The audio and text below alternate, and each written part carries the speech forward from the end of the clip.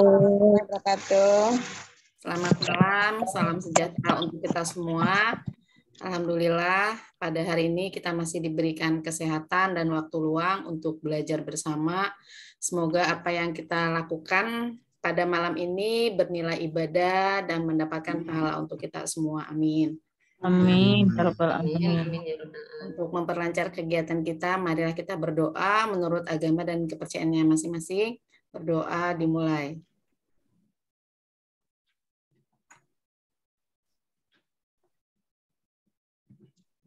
Selesai.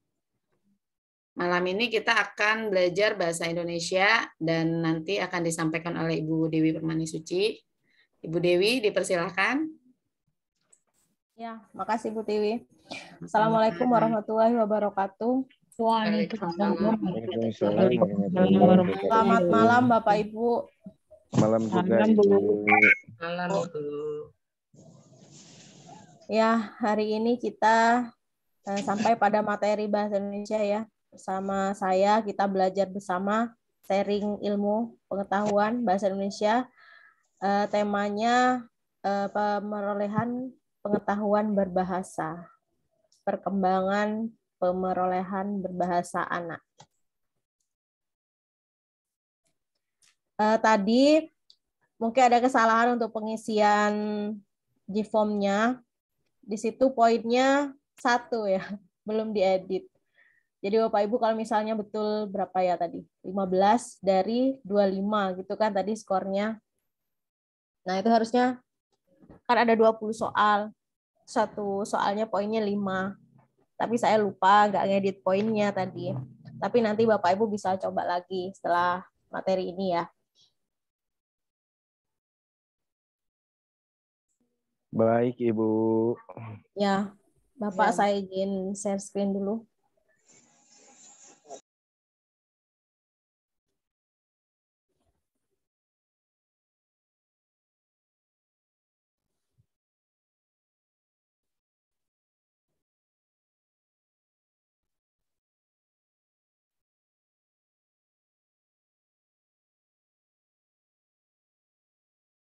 Ini apakah sudah terlihat Bapak Ibu? Sudah Ibu. Nggak ada lagi Bu. Aduh hilang.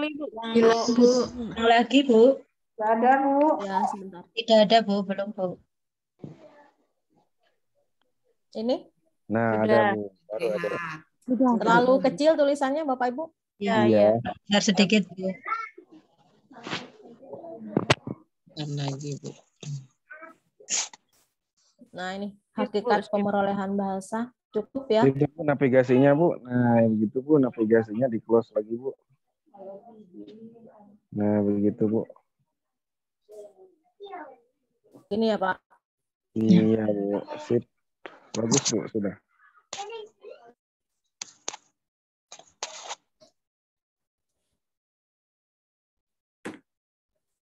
Bapak Ibu soal bahasa Indonesia yang sebagian keluar dari di UP itu ada juga yang di buku pendalaman materi modul kita di modul bahasa Indonesia, ada di soal-soal pengayaan itu ya.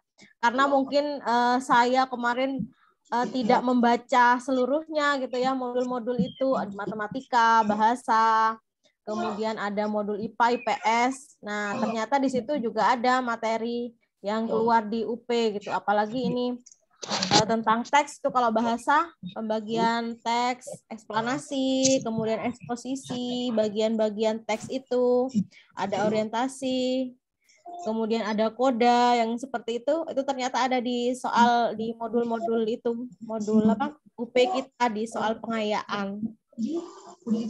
Ya Bapak Ibu mungkin sudah pernah membaca ya satu persatu modul itu. Saya belum. Kemarin itu yang merangkum gitu kan.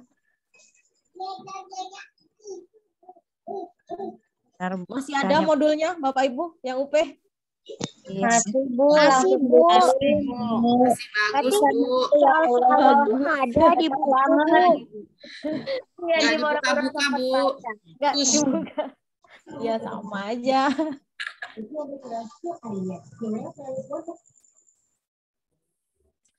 Baik, bismillahirrahmanirrahim. Kita mulai, kita bahas soal yang tadi ya. Bapak Ibu, saya akan bacakan, nanti kita membahas bersama, membaca informasi yang sudah saya terima, informasi yang sudah saya baca, dan juga Bapak Ibu pernah membaca, mungkin kita share lagi di sini, saling berbagi informasi dan ilmu ya. Baik, nomor 1, pernyataan di bawah ini yang menunjukkan konsep pemerolehan bahasa adalah, nah, konsep pemerolehan bahasa. Kata kuncinya, konsep pemerolehan bahasa. Yang A, bahasa dikuasai dengan sengaja melalui pilihan orang tua. Yang B, bahasa dikuasai secara tidak sadar dalam lingkungan keluarga. C, bahasa dikuasai secara terencana melalui pembelajaran. D, bahasa dikuasai melalui upaya maksimal secara individu oleh pembelajar. Ini berkaitan dengan konsep pemerolehan bahasa pertama. Jadi kan konsep awalnya, bagaimana seorang anak itu menguasai bahasanya, memperoleh bahasanya. Kira-kira dari opsi A, B, C, D, yang paling tepat yang mana? Yang bahasa dikuasai secara tidak sadar dalam lingkungan keluarga. Yang B, bahasa dikuasai secara tidak sadar. Nah, ya. Ini yang paling tepat ya. Nah, kenapa kita memilih ini? Nah, karena ini pemerolehan bahasa. Nah, ini prosesnya berlangsung. Nah, ini disebut bahasa pertamanya disebut bahasa ibu. Bahasa ibu. Ya, bahasa ibu. Dan itu dikuasainya secara tidak sadar dan secara alamiah ya, Bapak Ibu ya. Di sini proses pertama kali yang dilakukan ini.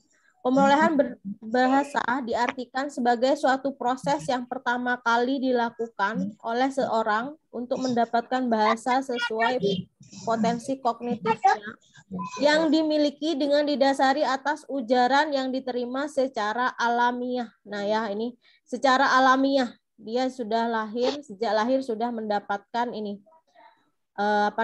potensi untuk pemerolehan bahasa ini. Jadi alamiah, katanya gitu. Kemudian, nah di sini menurut para ahli, nah si anak ini mempunyai LAD, katanya, Language Acoustic Device, dan dibawa sejak lahir. Nah itu ya konsepnya itu. Kemudian LAD ini, nah ini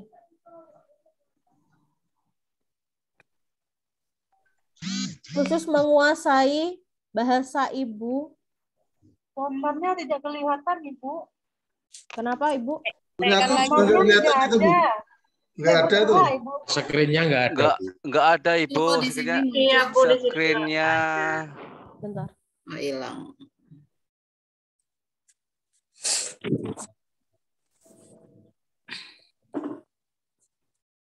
Baru muncul.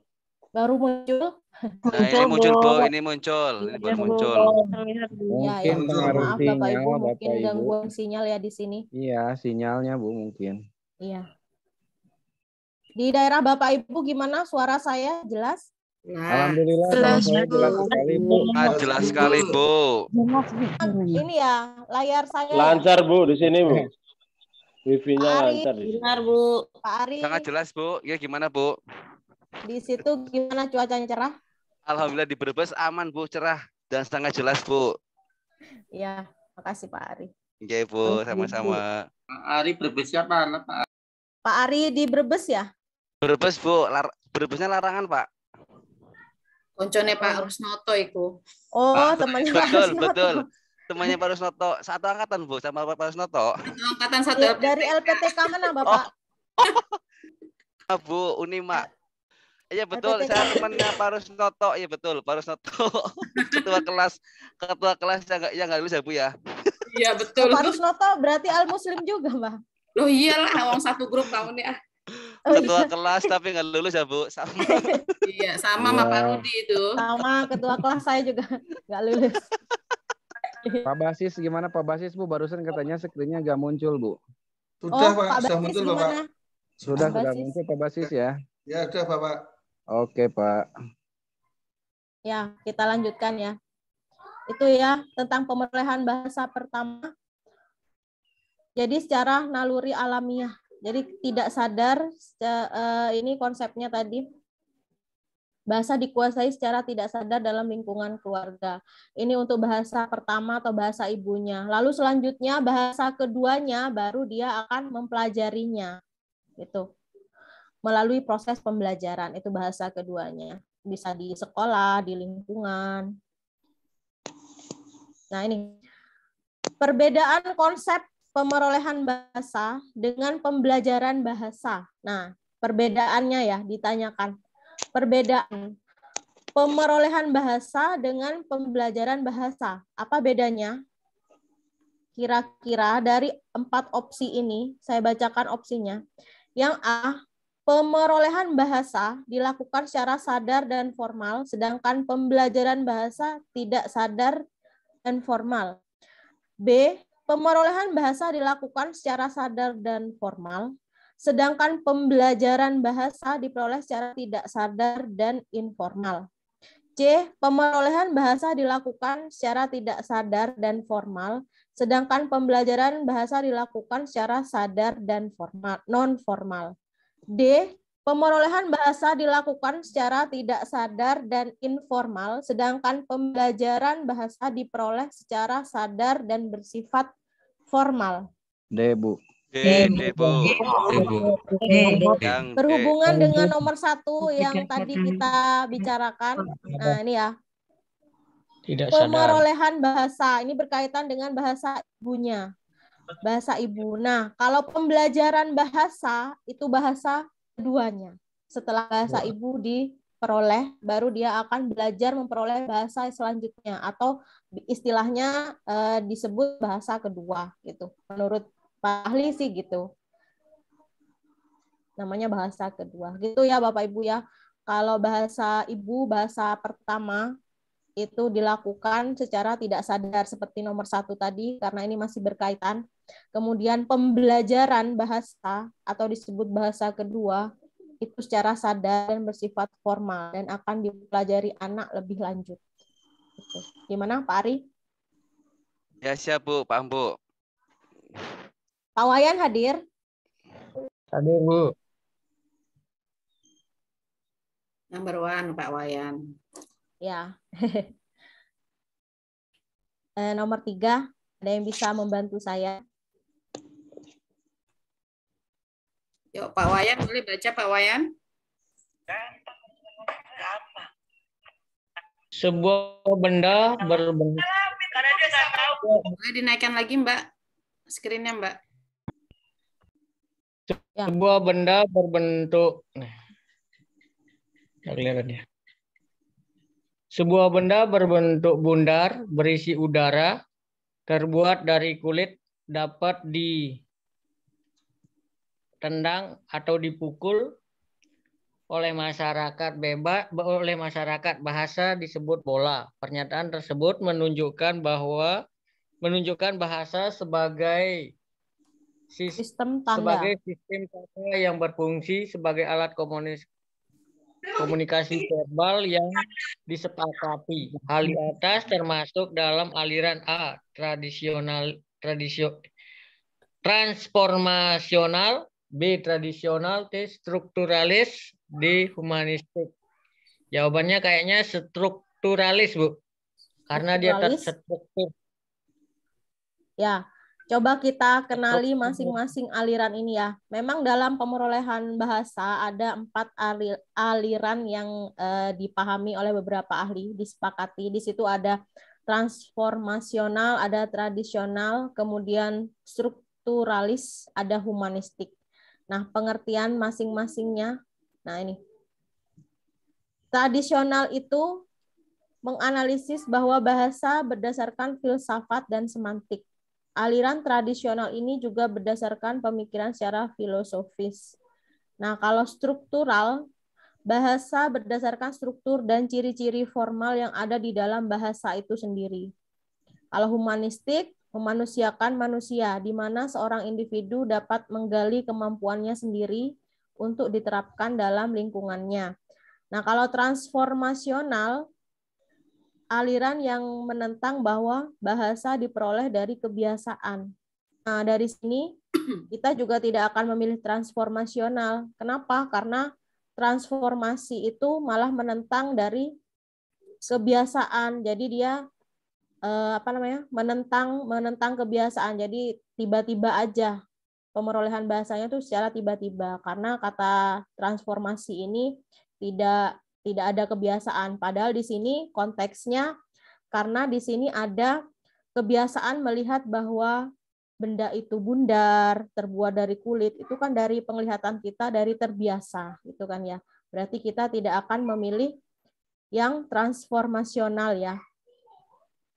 Nah, yang paling tepat dari pengertian keempat aliran ini, yang kira-kira menurut ciri-ciri formal yang sudah kita lihat seperti biasanya, itu sesuai dengan pengertian aliran struktural, gitu ya.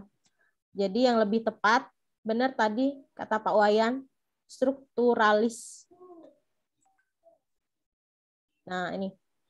Jadi, jika ada pernyataan seperti ini, entah itu benda bola atau benda lain yang menyebutkan bahwa itu adalah ciri-cirinya, kemudian dikonsep, disepakati bahwa itu benda yang disebut bola atau benda yang disebut buku. Nah, itu termasuk dalam aliran strukturalis. Itu ya Bapak Ibu ya.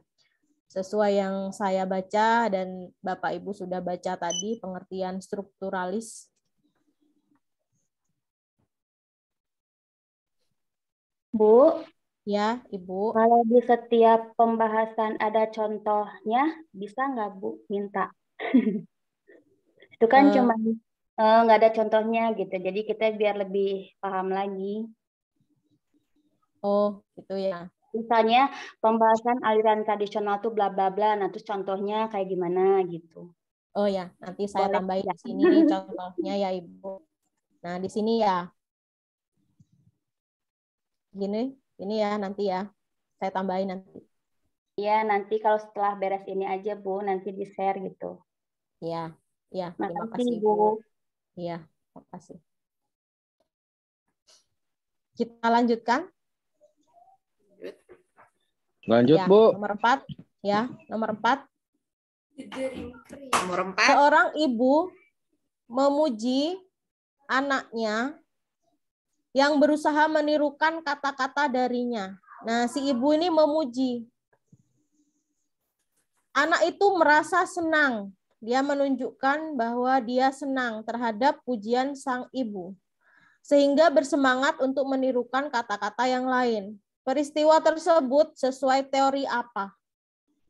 Behaviorisme. Behaviorisme. Ya, karena ada memuji ini adalah stimulus. Kemudian si anak memberi apa?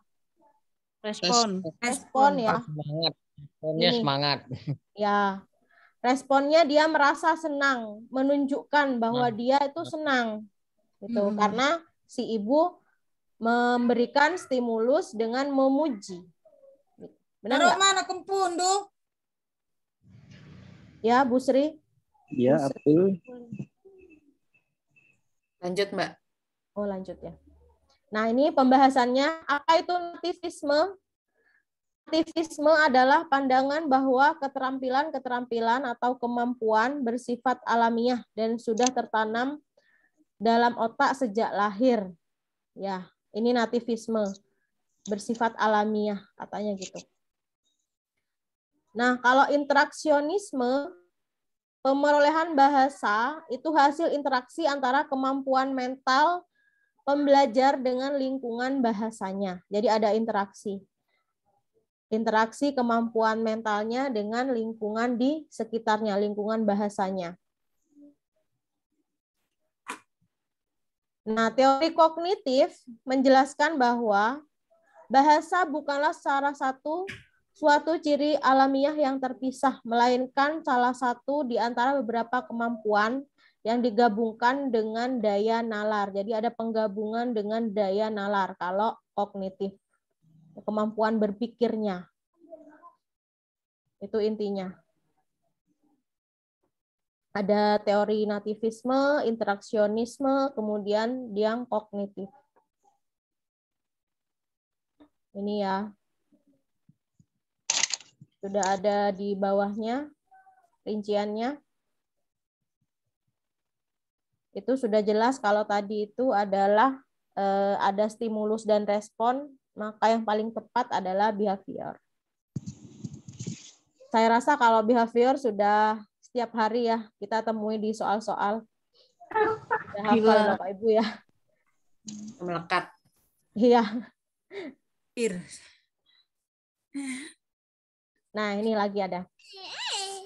Seorang anak menjadi malas berkomunikasi karena sering ditegur oleh ibunya karena ia banyak melakukan kesalahan ujar. Dalam teori behavior, sifat malas anak yang ditimbulkan oleh komunikasi tersebut disebut apa? Stimulus. Sifat malas karena ada penyebabnya. Respon. Ya.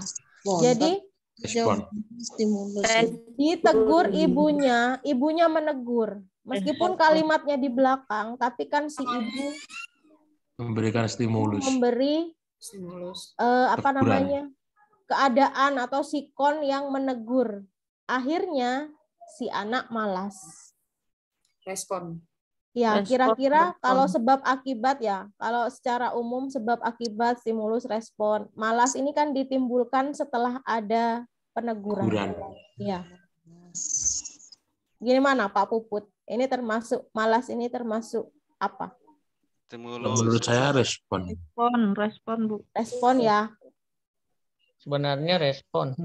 Tapi tadi ini kan hanya kalimatnya dibalik ya gitu kan. Tadi kan tadi kalau yang tadi nomor 4 itu karena senang, karena dipuji baru senang. Jadi senang. Nah, kalau ini ditegurnya ada kalimat ditegur tapi di belakang. Nah, ini tapi ada kata ini karena, ya kan? Ada penyebab di awal. Karena. Iya, sebab akibat jadinya kan respon, ada respon. Sebabnya ditegur, akibatnya karena, menjadi malas. Iya, karena ada kata ini. Karena meskipun kalimat itu di belakang, tapi di situ peneguran adalah sebab dari rasa malas.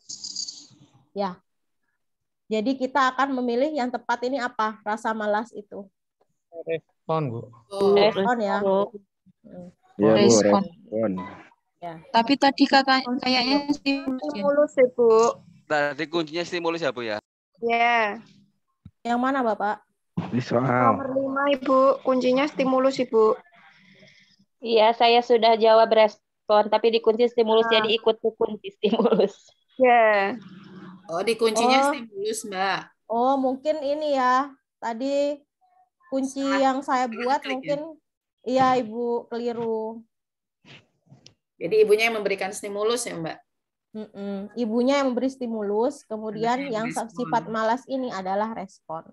Ya. Respon Ya, anak. mohon maaf tadi di G-form-nya nanti kami perbaiki untuk kata kuncinya ya. Oke, Ibu. Terima kasih. Tapi mengenai konsep ini misalnya keluar dari di UP kan Bapak Ibu pasti paham kan ya, ada hubungan sebab akibat, stimulus respon itu.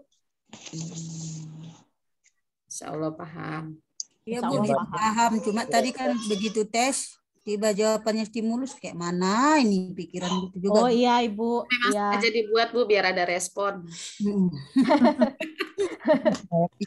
Mungkin ya, Ibu siapa barusan? Saya mohon maaf ya Ibu, kesalahan nomor 5 tadi saya membuat kunci di G-form-nya.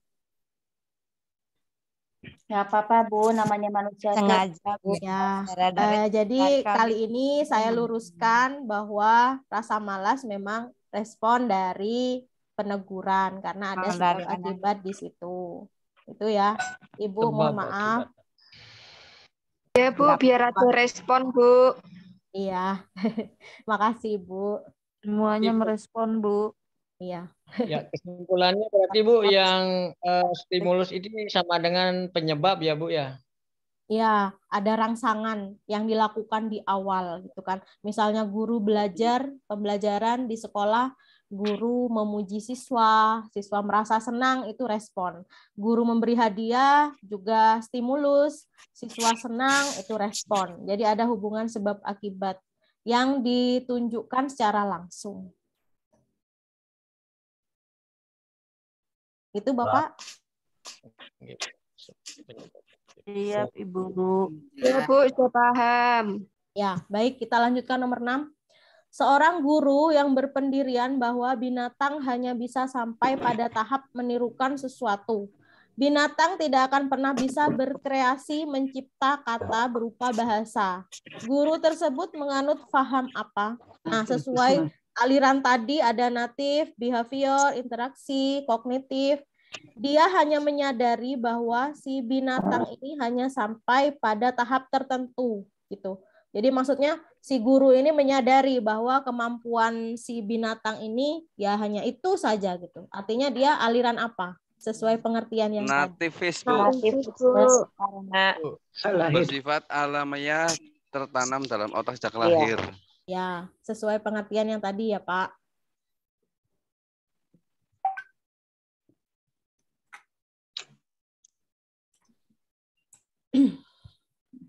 Behavior bukan. Kalau behavior sudah tahu ini, sudah paham. Interaksionis, tadi ada. Kognitif juga ada. Sudah dijelaskan di nomor sebelumnya. Baik, kita lanjutkan nomor 7. Ini ada 20 soal ya, Bapak Ibu ya. Dua anak memiliki umur yang sama. Yang A jarang diajak berkomunikasi, sedangkan yang B sering diajak berkomunikasi. Hasilnya, anak B memiliki jumlah kosakata yang lebih banyak. Hal tersebut merupakan bukti dari faham apa? Interaksionisme. Ada interaksi. Ada interaksi ya. Ada interaksi di lingkungan. Jadi tidak Antara ya. Jadi interaksionisme itu kalau menurut pengertiannya itu kira-kira gabungan dari kognitif dan nativis. Nah, kenapa? Kalau nativis itu alamiah. Alamiah dibawa sejak lahir. Nah, kalau kognitif dia ada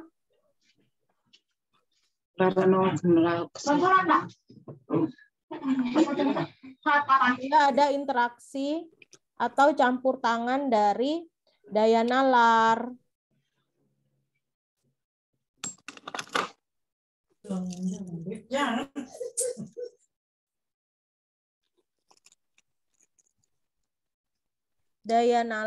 kemudian ada dengan lingkungannya.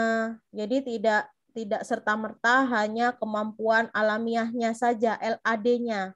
Jadi harus diasah gitu kan kalau kognitif. Nah, sedangkan interaksionis ini adalah gabungan dari keduanya, yaitu gabungan dari kognitif dan nativis. Gitu. Jadi yang lebih tepatnya kalau untuk kasus nomor 7 ini, karena si A ini memang benar si A punya kemampuan bahasa alamiah, tapi karena dia belum diasah, belum dikembangkan, belum secara ini ya kompleks gitu ya, dia tidak berkembang bahasanya.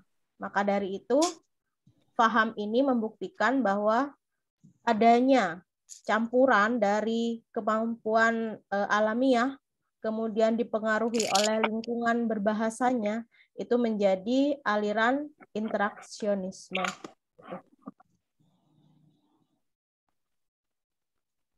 Jadi ini adalah lebih tepatnya pada opsi yang A, yaitu aliran interaksionisme. Ini interaksionisme penggabungan dari nativis dan kognitif. Pemerolehan bahasa adalah hasil interaksi antara kemampuan mental pembelajaran dan lingkungan berbahasanya. Nah, berhubungan dengan interaksi, adanya masukan atau input dan kemampuan internal yang dimiliki pembelajar. Nah, ini ya. Nah, ini dengan kata lain, anak yang berperan aktif dalam penguasaan perkembangan bahasanya secara optimal. Nah, dia karena sering diajak komunikasi, dia juga ingin, kemudian dia juga mampu gitu kan. Akhirnya perkembangan bahasanya lebih optimal dibanding si A. Itu Bapak Ibu. Dari sini mungkin Bapak Ibu ada yang tulisan saya atau ada yang keliru atau gimana Bapak Ibu? Nah, kalau teori behavior, nah ini menyoroti aspek perilaku kebahasaan yang dapat diamati langsung. Adanya hubungan stimulus dan respon.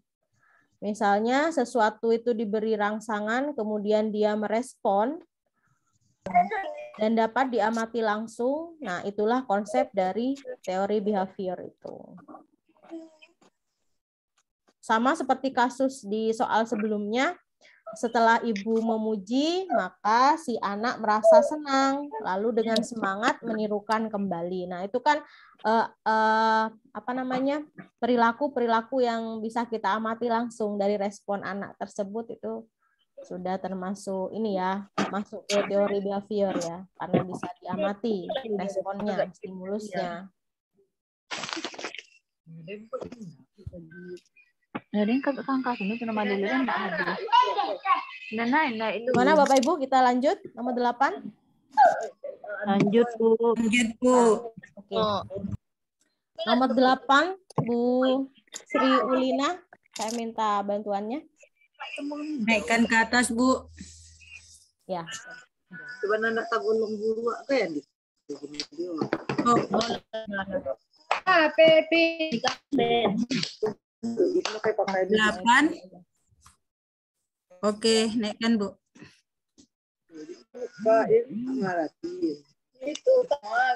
Nah Bu, teori pemerolehan bahasa yang menyatakan bahwa kematangan bernalar berbanding lurus dengan kemampuan berbahasa adalah A. Nativisme, B. Kognitivisme, C. Interaksionisme, D. Behaviorisme. Ya. Kognitivisme Bu. Yang mana Ibu? Kognitivisme. Ya. Tadi kan sesuai teori kognitif di situ ada daya nalar ya. Daya nalar. Ada kemampuan yang menyatakan bahwa tidak selalu pada kemampuan LAD-nya yang di bawah secara alamiah, tapi di situ ada interaksi yang kompleks antara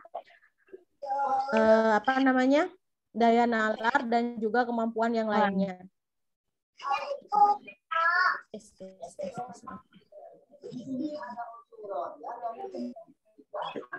Itu kognitif ya, benar udah. Lebih tepatnya kognitivisme. Baik, nomor 9 saya bacakan.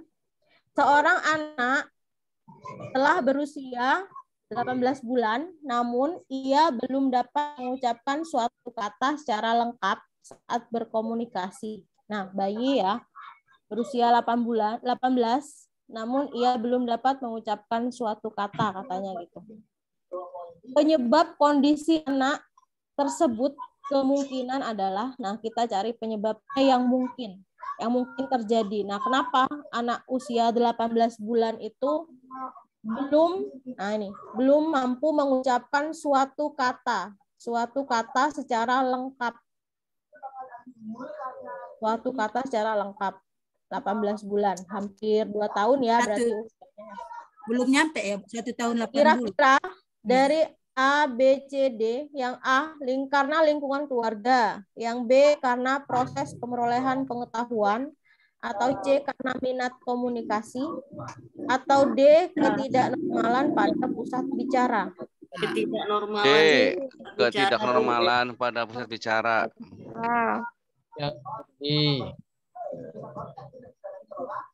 Nah, gimana Bapak Ibu? Karena apa? ketidaknormalan pada pusat bicara. Ya. Nah, setelah kita teliti, nah di sini saat kita menelaah lagi apa itu perkembangan anak, apa saja yang didapat, kata-kata apa, berapa kata. Nah, pada usia bayi 12 sampai 18 bulan biasanya sudah mengucapkan 3 sampai 6 kata dengan arti, ya kan? Nah, kenapa ini satu kata pun belum lengkap, gitu kan ya? Kita harus waspada, mencurigai perkembangan anak ini, gitu kan? Nah, kalau ini misalnya Bu, itu kan perkembangan anak beda-beda, misalnya gitu. Setiap anak beda, ya memang.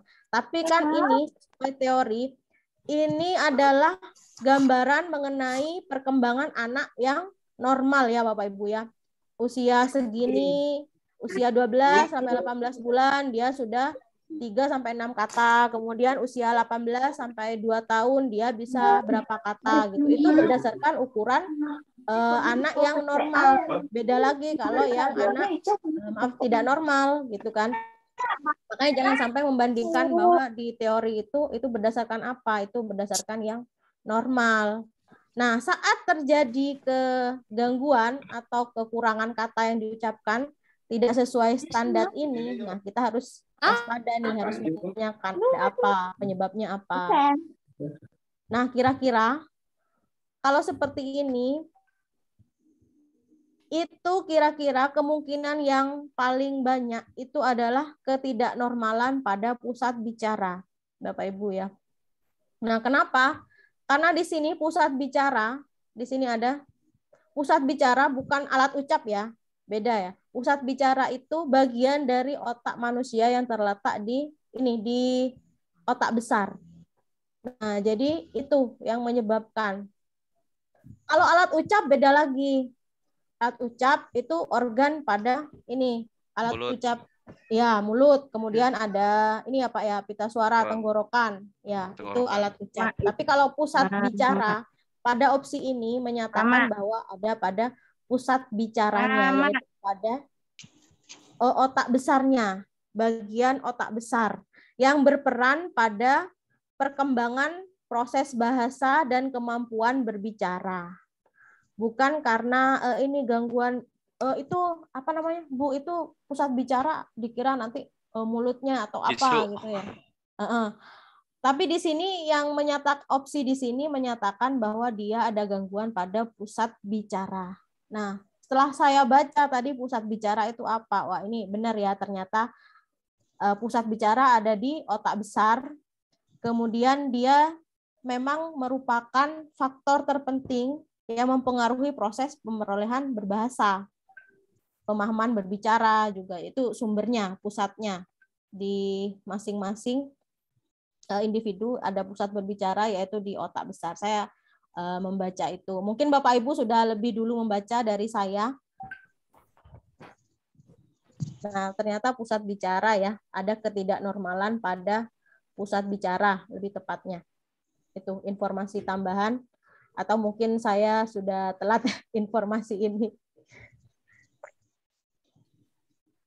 Itu ya Bapak Ibu ya, tentang penyebab kondisi anak saat tidak atau mengalami keterlambatan perkembangan berbahasa saat usia berapa ini? 18 bulan ya. Baik, itu mungkin ada yang menambahkan atau gimana Bapak Ibu?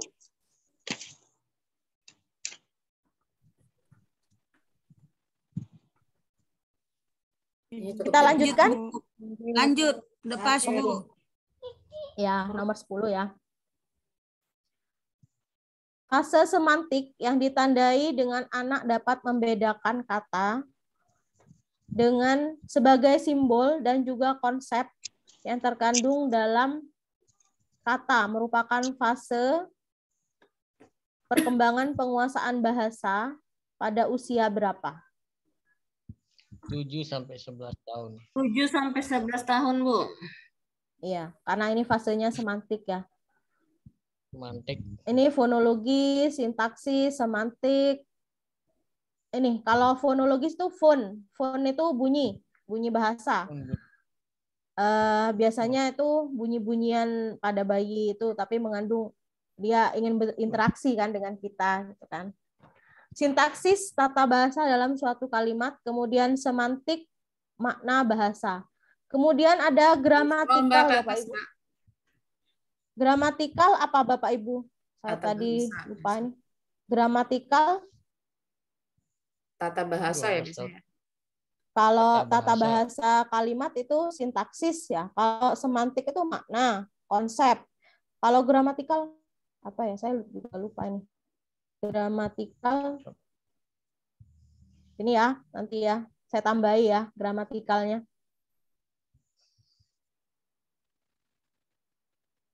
Baik, nomor 11.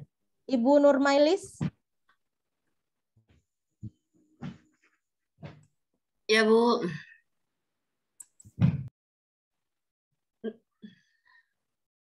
Udah, Bu. Bu, kebalkan lagi, Bu. Turunkan. Oh ya, ini. Ini ya. Ke atas sedikit lagi, Bu. Ya, gini ya. Iya, pas, Bu.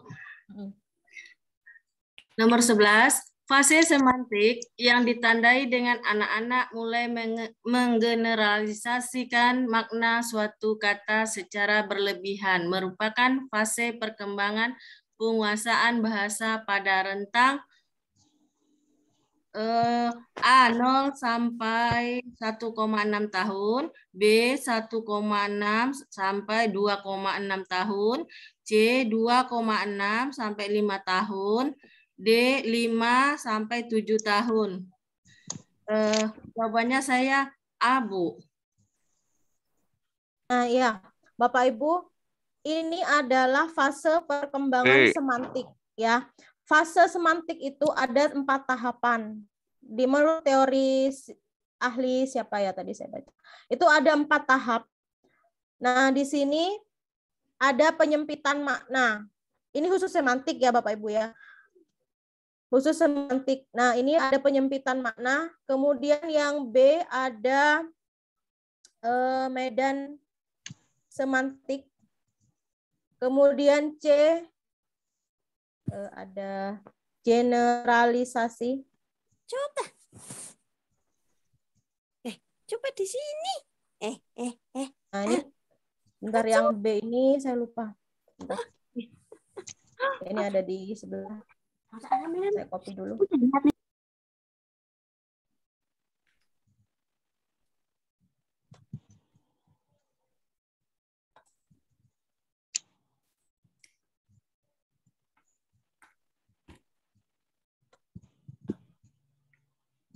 Nah, ini Bapak Ibu.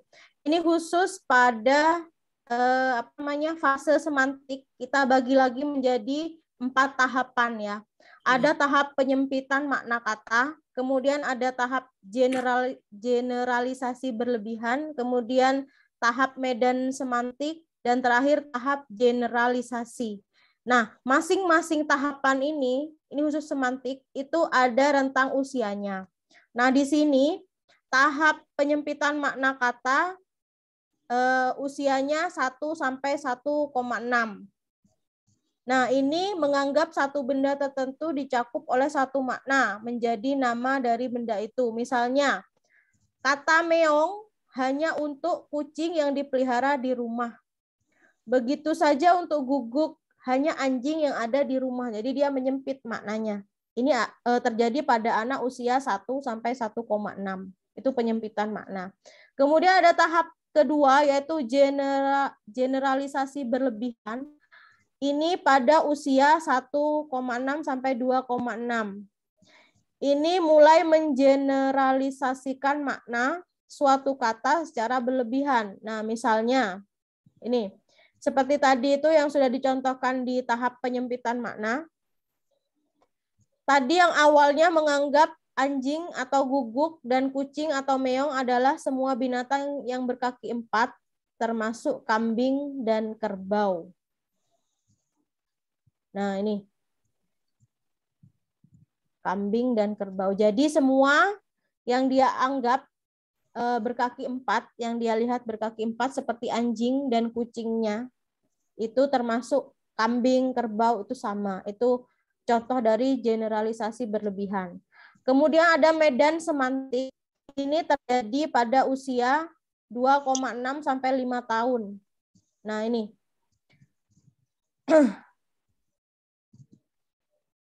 Nah, ini makna kata yang digeneralisasi secara berlebihan semakin sedikit setelah ada kata-kata baru untuk benda-benda yang termasuk dalam generalisasi ini yang dikuasai oleh anak-anak. Nah, ini usianya 2,6 sampai 5. Kemudian tahap generalisasi yang terakhir ya. Ini usianya 5 sampai 7 tahun. Mereka telah mengenal atau mampu mengenal hewan, semua makhluk yang termasuk hewan. Jadi mereka sudah berkembang pola pikirnya ya, generalisasi 5 sampai 7 tahun. Nah, pada kasus ini fase semantik ditandai dengan anak-anak mulai mengeneralisasi makna. Nah, ini mulai mengeneralisasi makna suatu kata secara berlebihan. Nah, tadi ada fase apa yang secara berlebihan? Kita lihat di sini. Yang B, Bu. Ya.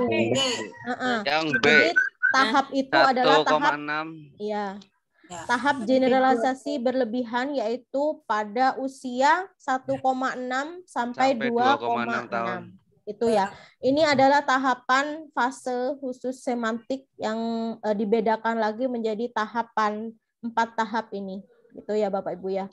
Jadi ini adalah 1,6 sampai 2,6 tahun pada tahap generalisasi makna yang berlebihan. Nah, ini ada kata kuncinya di sini yang berlebihan pada tahap ini ya.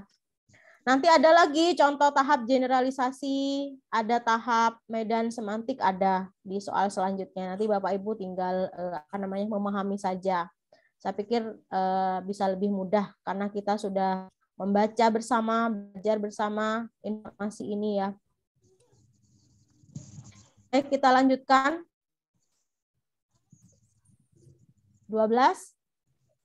Ibu Mas Rifah. Nomor 12 ya, Bu. Kemampuan untuk menyatakan bahwa sendok, garpu, piring, mangkok, gelas, cangkir, kompor, ember, baskom merupakan perabot dapur dapat dikuasai oleh anak ketika mereka sudah berada pada pemerolehan semantik tahap. Nah, tahap yang tadi, Bu. Si. Nah, dia sudah memahami konsep generalisasi. Generalisasi ya. Iya. Ya. 5 tahun ke atas ya, Bu. Iya, Pak. 5 sampai 7 tahun. Generalisasi. Itu. Ini masih berhubungan dengan tahap semantik yang tadi ya, nomor 12 ini. Ini juga nomor 13. Oh ya, kok ada yang terlempar? Apa sinyalnya gimana Bapak Ibu? Di daerah Bapak Ibu gimana? Kok banyak yang terlempar ini? Aman, Bu, aman. Ya, Bu. Alhamdulillah. Di saya, Bu, kendala, Bu. Pak Wayan di Bali kan ya? Sampai kedua. Siapa? Saya dari Lombok, Bu. Oh, di Lombok, ya. Aman, Pak? Aman, Bu. Aman, Lombok. Kirain saya di Bali, Pak Wayan. Iya. Dari Lombok. Dari Lombok, Pak Wayan. Soalnya namanya Wayan siapa ya? Pak Wayan satunya ya? Pak Wayan Sukarti Lombok, Bu. Yang Bali tuh Iwayan Roma. Oh, iya. Iwayan Roma Irama. Kurang, Bro. Ya, kita lanjut nomor 13. Di Indonesia, orang menyebut air untuk menunjuk pada sebuah benda yang bersifat cair. Bisa direbus, bisa dipakai untuk mandi dan mencuci. Ini ciri-ciri air ya. Namun di Inggris, orang menyebutnya water. Sedangkan di Arab Saudi, Saudi Arabia, orang menyebutkan ma'an. Orang Jawa punya sebutan lain lagi, yaitu banyu. Sementara orang Sunda menyebut cai. Cai, benar ya Pak ya? Cai ya, menyebut cai. Iya, Bu, itu orang Cina, Bu, cai. Cai. Nah, Bapak Ibu, kita sudah Beres, Bu, sampai itu pada sifat kebahasaan ya, sifat-sifat bahasa. Apa itu sifat-sifat bahasa? Kita akan pelajari setelah ini. Kita harus jawab dulu nomor 13 ini. Ada air di Indonesia, water di Inggris, kemudian beda lagi nama airnya di situ. Ini bahasa bersifat apa? Ada A, relatif, Bahasa itu arbiter. arbitrer, kemudian lambang. Arbiter, Bu. C. Apa itu arbiter? Nah, itu yang mau saya tanyakan, Bu. Beda tempat, beda bahasa. Dari mana Bapak tahu arbiter jawabannya nggak tahu artinya? Ini Bapak Ibu. Ya, setelah saya Kan dari tadi Bu, dari Google Form. ya, setelah Dari saya Google baca- Form, Bu, tadi Bu udah mengerjakan soal. Kebetulan jawab betul. Ada Iya. arsi, tak kira air. Ya, ternyata sifat-sifat bahasa yang seperti itu ada perbedaan bahasa, perbedaan penyebutan gitu ya Pak.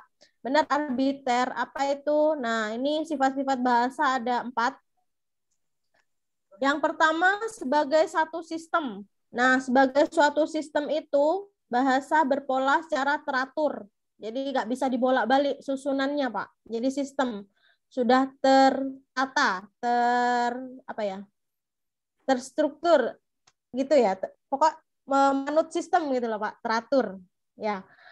Kemudian unsur ataupun komponennya saling berhubungan secara fungsional. Nah, itu bahasa sebagai satu sistem. Kemudian sebagai suatu lambang, bahasa memberikan isyarat kepada lawan bicaranya dengan kode. Misalnya mengangguk, iya. Jadi tanpa harus berbicara, Bapak Ibu sudah tahu bahwa saya iya, setuju. Iya, mengangguk itu lambang bahasa ya.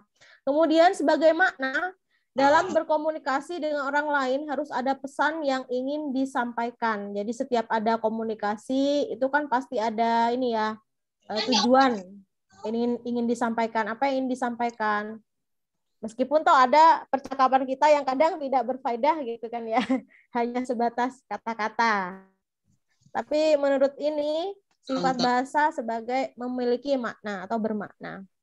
Kemudian sifat yang keempat, bahasa itu bersifat konvensional, yaitu mematuhi penggunaan bahasa perlambang yang sudah ada. Nah, ini misalnya seperti buku. Jadi lambang buku ya kertas seperti itu, ada kertas tebal atau beberapa lembar itu buku. Tidak mungkin saya menyebut benda bundar, padat, kasar ada di sungai itu sebagai buku. Nah, itu yang disebut konvensional. Maksudnya sudah ada lambangnya bahwa itu kita sepakati sebagai buku gitu kan. Kalau yang di sungai bulat, pejal itu batu gitu kan. Nah, itu konvensional. Kemudian sifat yang kelima sebagai sistem bunyi. Bunyi yang diucapkan dari alat ucap manusia berupa fon dan fonem. Nah, semua sistem, semua yang keluar dari alat ucap itu bunyi-bunyian. Nah, itu bahasa juga bersifat sebagai sistem bunyi. Fon, suara. Apa ya? Iya, suara ya Pak ya, fon ya. Kemudian arbitrer. Nah, ini arbiter itu bunyi yang ditimbulkan secara acak, bisa berbentuk sembarang bunyi simbol. Misalnya nama hewan kuda di Jawa tidak disebut sebagai kuda, tetapi jaran, ya kan? Nah, itu penyebutan kalau arbiter ya. Di Jawa, kemudian di Sumatera atau di berbagai daerah bisa menyebut satu kata atau satu benda itu dengan sebutan yang berbeda, itu arbiter. Berbeda daerah. Misalnya ya seperti ini tadi Ibu, air, kemudian di di Arab beda, air itu disebut an. Kalau di sini Kan air, itu kan. Ya, Bu. Saya pikir penyebutan ya. Kalau produktif, nah bahasa bersifat produktif ini mampu menghasilkan kalimat atau bahasa yang baru. Baik tulis atau lisan. Nah, ini produktif ya, ada yang baru. Unik, universal. Nah, kalau unik ini berkaitan dengan bahasa daerah. Di ini misalnya bahasa daerah saya di Jawa Timur berbeda dengan Bapak yang di Brebes tadi, ya, Sunda, itu unik ya. Bersifat universal. Nah, meskipun kita punya ini berbagai macam bahasa yang unik tadi, tapi ada satu bahasa yang mungkin kita akui secara universal dan itu bisa menghasilkan komunikasi karena pengertian kita sama, kan? Itu universal. Kemudian variatif, memiliki variasi yang beragam berhubungan dengan ragam bahasa daerah. Sama seperti unik tadi, variatif karena dia bermacam-macam. Tiap daerah, tiap suku itu memiliki bahasa yang berbeda. Itu variatif.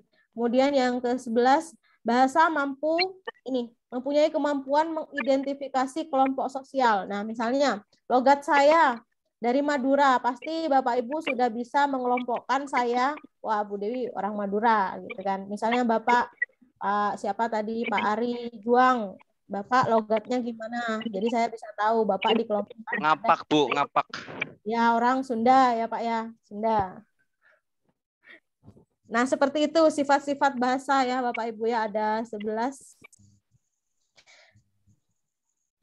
Arbiter sudah paham ya, bahwa penyebutannya berbeda. Jadi bahasa memiliki penyebutan yang berbeda. Itu. Baik, nomor 14 saya lanjutkan. Orang-orang di Indonesia menyebut benda ini sebagai buku.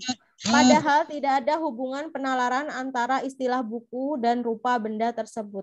Meskipun demikian, orang Indonesia tetap sepakat menyebut benda tersebut sebagai buku, bukan bola. Nah, sama seperti yang saya sebutkan tadi, buku disepakati sebagai buku, bahwa itu berlembar-lembar, gitu kan, bukan bola, karena bola cirinya bulat, kemudian bisa ditendang. Nah, peristiwa ini menunjukkan bahwa apa? Ini masih berkaitan dengan sifat kebahasaan tadi. Yang A, bahasa itu arbiter dan konvensional, bahasa itu unik dan konvensional, bahasa itu bunyi dan bermakna. Kemudian yang D, bahasa itu arbiter dan bermakna. B, Bu, bahasa itu unik dan konvensional. Unik ya? Unik dan konvensional. Konvensionalnya karena dia sudah sesuai struktur, bahwa ciri-ciri itu menunjukkan bahwa itu buku. Dan ciri-ciri yang lainnya itu menunjukkan bola. Ya, sudah ada aturan bahwa yang bola ya memang disebut bola. Tidak mungkin bola itu disebut buku. Nah, itu sudah ada polanya. Sudah ada aturan yang lambang sebelumnya gitu kan, menurut pengertian yang tadi. Mana tadi yang konvensional? Nah, ini mematuhi penggunaan bahasa perlambang yang sudah ada ini konvensional. Artinya yang sudah disepakati sebelumnya. Nah, Bapak Ibu kan sudah tahu bahwa buku memang disepakati buku sudah lama, bahwa buku tidak akan berbentuk bulat dan tidak bisa ditendang gitu kan.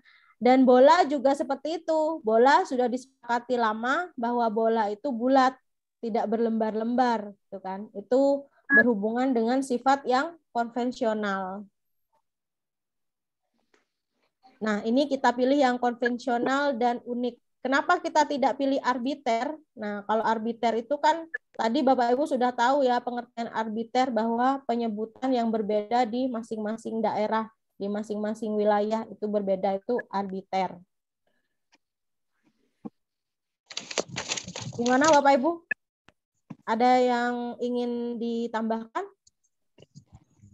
Tidak, Bu. Lanjut, Bu. Kenapa Ibu?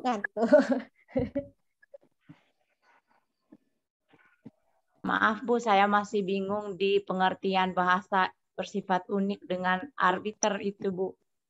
Ya, nah kalau unik, nah ini ya, di unik itu Ibu, ini terkait dengan kebahasaan daerah, Ibu.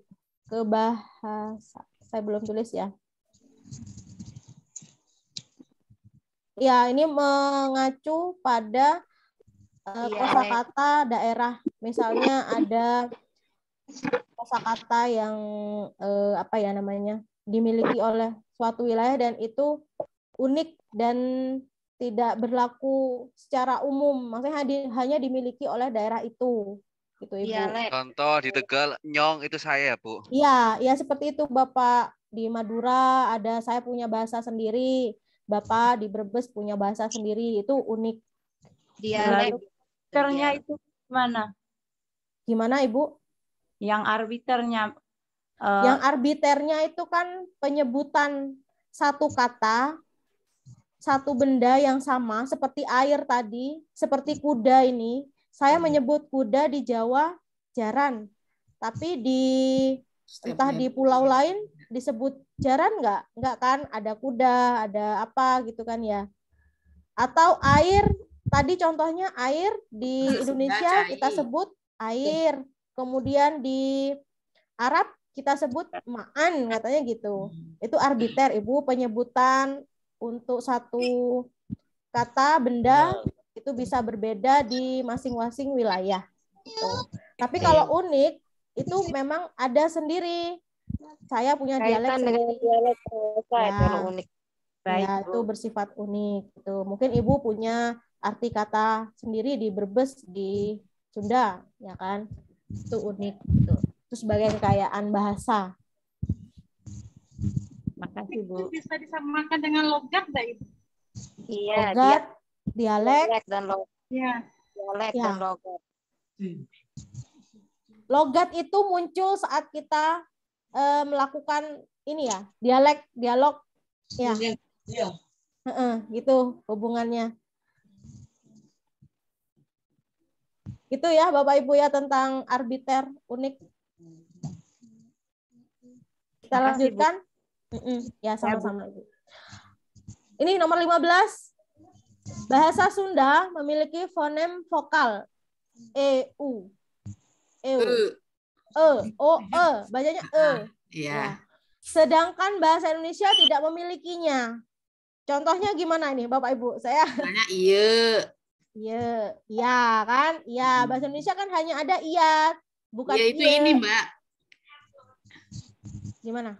Iya itu artinya ini, kalau Sunda itu iya. Oh, iya itu ini.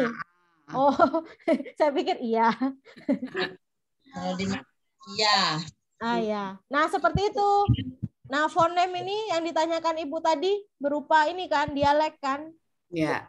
Nah, kira-kira ini opsinya yang tepat apa? Sesuai dengan sifat bahasa yang apa? Bahasa itu unik.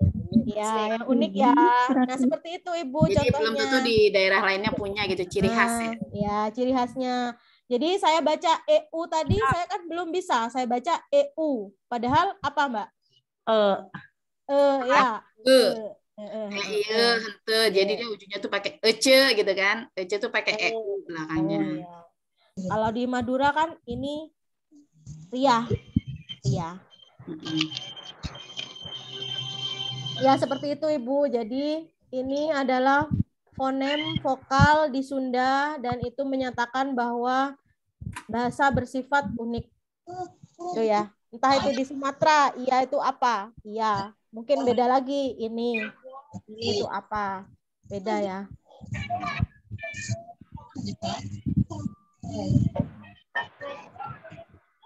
Nah, ini diulang lagi nomor 16. Strukturalis ya, yang tadi sudah kita bahas. Ini hanya diketik 2 kali. Ya, betul. Udah ada, Bu. Ya, sudah ada nomor 16. Baik, 3 soal lagi, Bapak Ibu. Bonus ya, Bu, ya, berarti ya, Bu ya, bonus. Saya, Pak, yang salah, Pak. Saya keliru tadi. Membuat soal 16. Tetap juga salah. Nanti saya lebih teliti lagi, Pak. Jadi tidak akan ada soal yang diulang. Saya mohon maaf. Jadi nomor 17 ya, kita lanjutkan. Kemampuan anak untuk menyatakan bahwa baju, kaos, celana, dan jaket merupakan jenis pakaian. Merupakan fase semantik. Nah, tadi semantik yang tahap apa? Yang ada 4 tahap itu loh. Kira-kira tahap apa dan usianya? Generalisasi, Bu. 5 tahun sampai 7 tahun. Ya.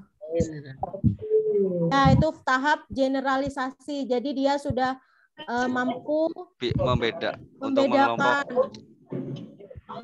yang membedakan bahwa baju, itu kaos. pakaian, ya kan? Konsep pakaian itu ada kaos, ada celana, jaket. Nah, itu pakaian gitu kan, dibedakan. Jadi membedakan makna konsepnya. Itu generalisasi ya. Sudah paham Bapak Ibu sepertinya ini. Baik, 18. Bentuk meja itu variatif. Ada yang segi 4 dan ada yang bundar. Ada yang berkaki 6, 4, 2, dan berkaki 1. Meskipun bentuknya berbeda, tetapi memiliki fungsi yang sama. Sehingga mereka menyepakati semua benda itu disebut meja. Ini bahasa sebagai sistem apa? Petanda, Tanda dan penanda. Ya, karena ada tanda di situ ya, ciri-cirinya. Jadi Bapak Ibu jangan sampai mengunci kata ini loh ya, variatif. Ini kan menandakan bahwa bentuk mejanya bukan karena ada variasi lain, bukan. Ini bentuk mejanya yang variatif. Tapi tetap konsepnya disebut meja, satu konsep gitu kan. Hanya bentuknya yang macam-macam. Ini ya, karena ada penandanya ya. Apa itu? Beda nggak sih petanda dengan penanda? Nah, ini. Penanda itu adalah lambang bunyi. Sedangkan petanda adalah konsep makna dari penanda. Gimana nih pengertiannya? Coba kita lihat lagi. Ini pengertiannya gini. Misalnya konsep menyebut benda seperti gambar di samping kiri berikut. Misalnya konsepnya benda seperti gambar di samping yang ada kaki 4, yang ada kaki 2 itu disebut meja. Itu konsepnya. Jadi ada penanda dan petanda. Petanda, penanda. Sepertinya sama ya, tapi setelah saya baca lagi penanda dan petanda itu seperti ini pengertiannya, Bapak Ibu. Kalau penanda itu lambang bunyi, kemudian petanda konsep makna dari penanda, ada ininya. Konsep meja dengan ciri-ciri apa gitu. Itu petanda dan penanda. Tuh.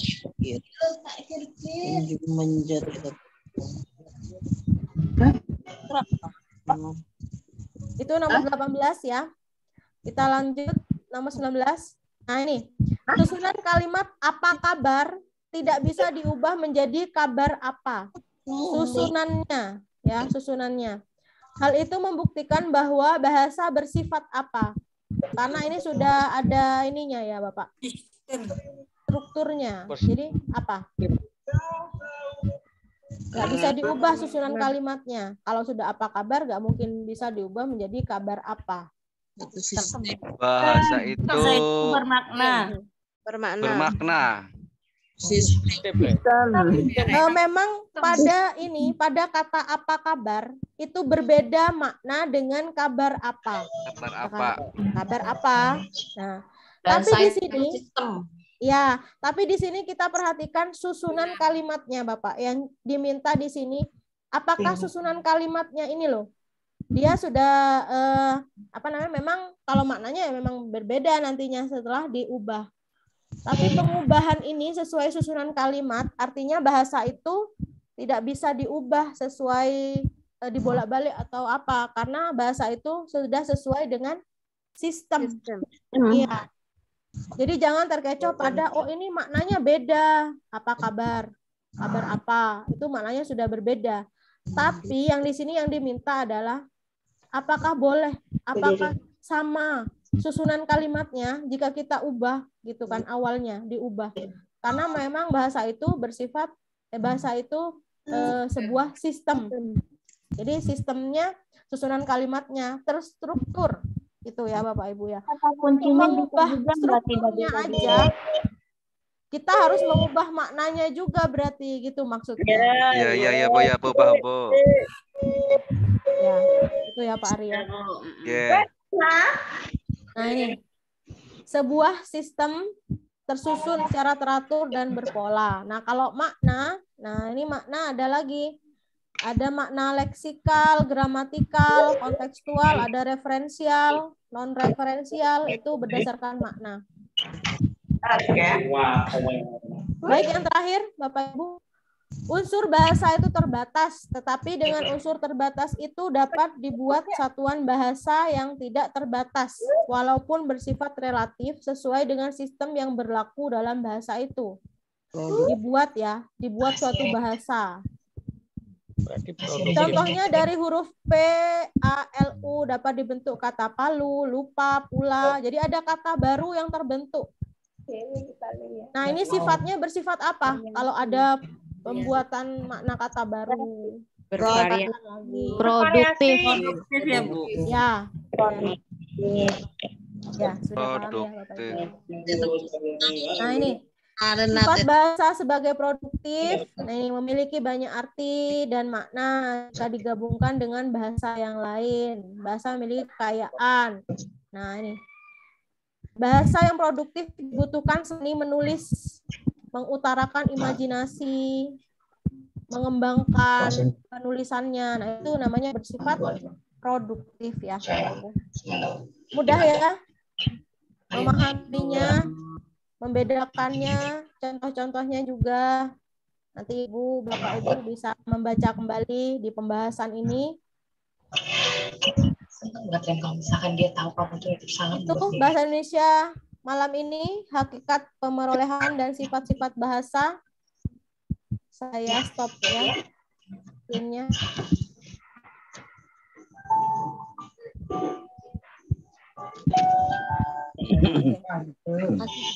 Ada pertanyaan? Itu saja Bu Tiwi. Malam ini kita sampai 20 soal hakikat terima pemerolehan bahasa. kasih Bu Dewi. Terima kasih Bu. Pertanyaan Bapak Ibu mungkin yang belum jelas atau bagaimana?